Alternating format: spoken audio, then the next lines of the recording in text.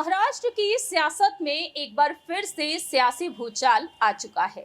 बीते पिछले साल जून के महीने में शिवसेना दो गुटों में बंट गई और अब देखा जाए तो बड़ी टूट देखने को मिली है राष्ट्रवादी कांग्रेस पार्टी में। जी हां, एनसीपी में बड़ी टूट को देखते हुए अब एनसीपी प्रमुख शरद पवार की मुश्किलें बढ़ तो रही हैं, लेकिन शरद पवार की हिम्मत अब भी नहीं टूटी है और वह लगातार एड़ी चोटी का बल लगाते हुए देखे जा रहे हैं।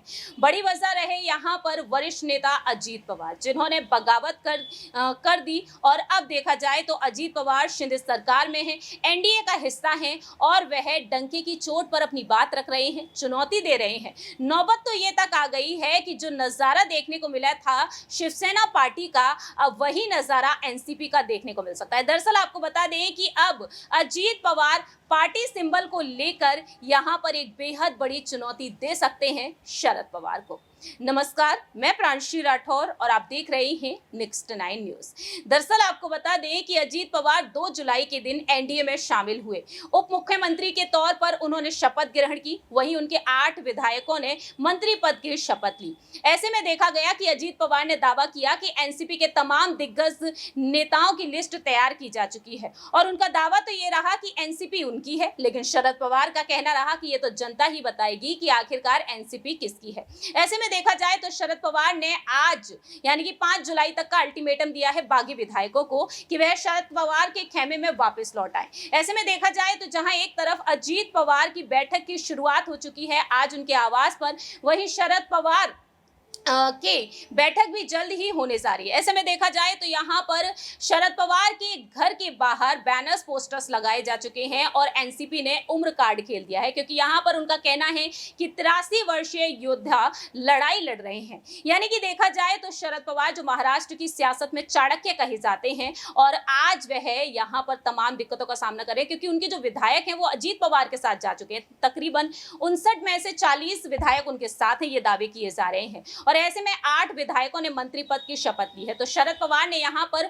उन मंत्रियों की अयोग्यता को लेकर याचिका तक दायर कर दी है। ऐसे में देखा जाए तो अब पार्टी के चुनाव चिन्ह पर बात आ चुकी है, जहां एक तरफ हमने देखा कि बीते पिछले साल शिवसेना 2 गुटों में बटी। शिवसेना पार्टी के नाम और चुनाव चिन्ह को लेकर लंबे वक्त तक जंग चली उद्धव ठाकरे और एकनाथ शिंदे के बीच, लेकिन सुप्रीम कोर्ट ने ऐसा फैसला सुनाया कि शिंदे सरकार के पक्ष में गया ये फैसला और शिवसेना के अध्यक्ष बन गए एकनाथ शिंदे। और अब देखा जाए तो पार्टी का नाम और चुनाव चिन्ह वह छीन चुके हैं, क्योंकि उनका दावा तो ये रहा कि बाला साहेब ठाकरे की रणनीतियों पर वह चल रहे हैं। बाला साहेब ठाकरे जो चाहते थे वो वही कर रहे हैं, क्योंकि बाला साहेब ठाकरे कांग्रेस पार्टी के साथ गठबंधन नहीं करना चाहते थे। उनका कहना था कि मर जाऊंगा लेकिन गठबंधन नहीं करूंगा। अब देखा जाए तो यहाँ पर एनसीपी में बड़ी टूट देखने को मिल रही है और ऐसे में यहाँ पर देखा जाए तो बड़ी बड़ी बैठकें तो हो रही हैं, लेकिन यहाँ पर इस बीच अजीत पवार पार्टी सिंबल को लेकर अब एक बड़ा दावा कर सकते हैं।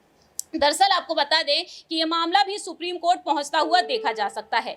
एनसीपी किसकी, अजीत पवार की या फिर शरद पवार की, इसे लेकर दोनों गुटों के ऑफिस में कार्यकर्ताओं का हुजूम देखा जा रहा है। मीटिंग से पहले यहां पर अपने अपने समर्थक विधायकों, सांसदों और कार्यकर्ताओं से एफिडेविट तक भरवाए गए। हालांकि 53 विधायकों में से किसके पास कितने हैं ये साफ नहीं हुआ, लेकिन दावे किए जा रहे हैं। शरद पवार भी वाईबी चव्हाण सेंटर यानी कि एनसीपी दफ्तर पहुंचे और मीटिंग से बहुत सारे विधायक रहे, लेकिन इस बीच देखने को मिला कि 40 विधायकों के समर्थन का दावा रहा अजीत पवार की गुट को लेकर।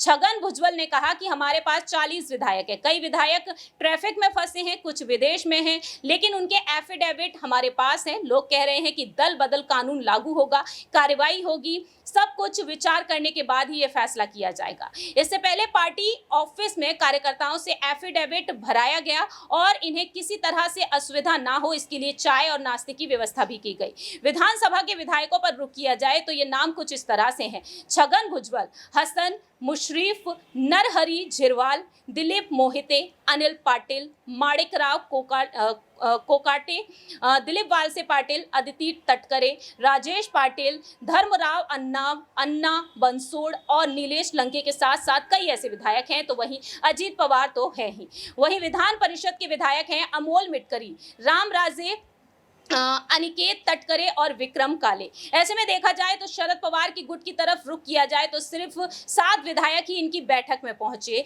11 बजे से सुप्रिया सुले, अनिल देशमुख और जितेंद्र अहवाड़ के साथ कई नेता यहां पर पहुंच गए। ये बैठक की गई है नरीमन पॉइंट स्थित यशवंत राव चौहान सेंटर पर, और जहां पर कार्यकर्ताओं का हुजूम देखने को मिला। नारेबाजी की जा रही है जमकर और शरद पवार के समर्थन में लगातार लोग यहां पर नारेबाजी कर रहे हैं। तो शरद पवार की गुट के लोगों का कहना है कि उनके घर सिल्वर ओक के बाहर पोस्टर लगाए गए जिसमें कहा गया है कि 83 साल का एक योद्धा लड़ाई लड़ने के लिए अकेले जा रहा है।